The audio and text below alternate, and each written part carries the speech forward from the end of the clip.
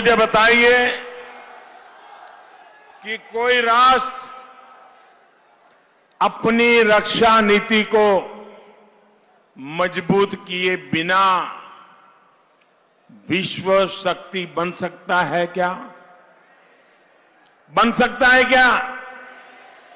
जो राष्ट्र अपनी रक्षा नहीं कर पाता, क्या दुनिया उसकी बात सुनेगी क्या? नए भारत की रक्षा नीति क्या हो? कांग्रेस या दूसरे महामिलावटी अपनी सभाओं में क्या एक बार भी उन्होंने इस विषय में एक भी बात बताई है क्या? बताई है क्या? भाइयों और बहनों, ये नहीं बताएंगे क्योंकि इनका अतीत ऐसा है कि राष्ट्र रक्षा पर ये कुछ नहीं बोल पाते। साथियों, 2014 से पहले आए दिन पाकिस्तान हमारे जवानों के साथ बर्बरता करता था, लेकिन केंद्र में बैठी कांग्रेस की सरकार सिर्फ और सिर्फ बयान देती थी। आए दिन आतंकी हमले होते थे, लेकिन कांग्रेस की कमजोर सरकार सिर्फ और सिर्फ बयान देती थी। आपने, और मैं विशेष रूप से देशवासियों को हमेशा आदरपूर्वक स्मरण करता हूं, आपने जो मजबूत सरकार दिल्ली में बनाई, उसने अपने शूरवीरों के भुजाओं में नई ताकत दे दी, उनके हाथ खोल दिए।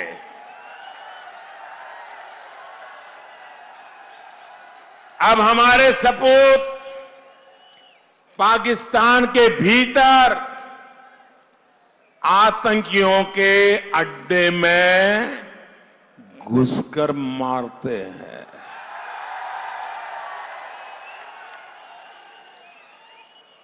पहली सर्जिकल स्ट्राइक में हम जमीन से गए और जब दूसरा स्ट्राइक किया तो एयर स्ट्राइक करके हमने दुश्मनों को घर में घुसकर मारा है। जो आतंकी कभी हमें डराते थे, वो आज दुबक करके बैठे हुए हैं। साथियों, तमाम आतंकी हमलों का गुनहगार मसूद अजहर अब ग्लोबल टेररिस्ट घोषित हो चुका है। पाकिस्तान अब मजबूर है उसके खिलाफ कार्रवाई करने के लिए। लेकिन भाइयों और बहनों, याद रखिए, अपनी 5-6 साल की कोशिश करने के बाद भी कांग्रेस सरकार जो काम हम कर पाए वो नहीं करवा पाए। क्यों? क्यों नहीं करवा पाए? क्योंकि नीयत नहीं थी, साफ नीति नहीं थी।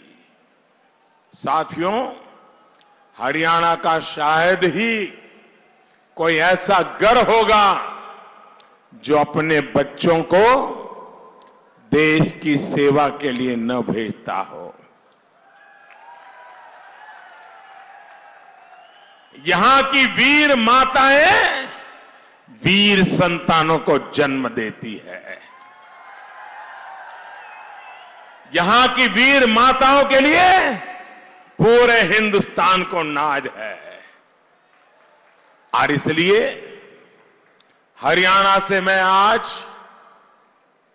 कुछ सीधे सवाल पूछना चाहता हूं।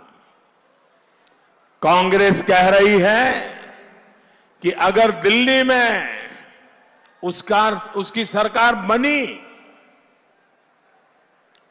अब सपने देखने के लिए तो कौन मना कर सकता है भाई।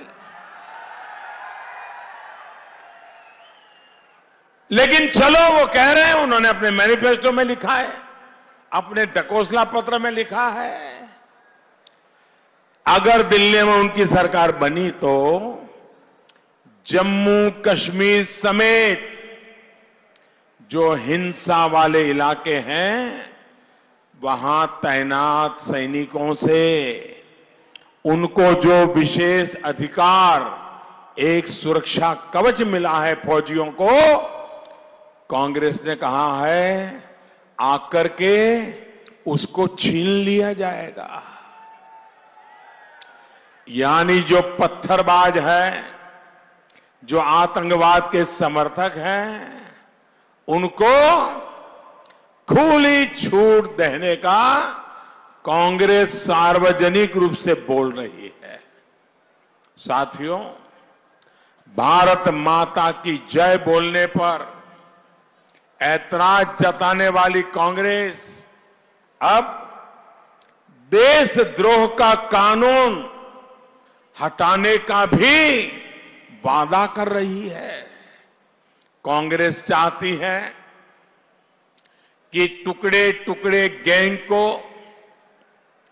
भारत को गाली देने वालों को, तिरंगे का अपमान करने वालों, नक्सलवादियों के समर्थकों को खुली छूट मिले। मैं जरा हरियाणा के लोगों से पूछना चाहता हूं, जिस धरती में आए दिन जवान मातृभूमि के लिए शहीद होते हैं, देश के लिए मर मिटने वाले लोग जिस धरती पर पैदा होते हैं, मैं हरियाणा से पूछना चाहता हूं, मैं आपसे पूछना चाहता हूं, क्या कांग्रेस के ये वादे, ये आपको मंजूर है? आपको मंजूर है? आपको मंजूर है?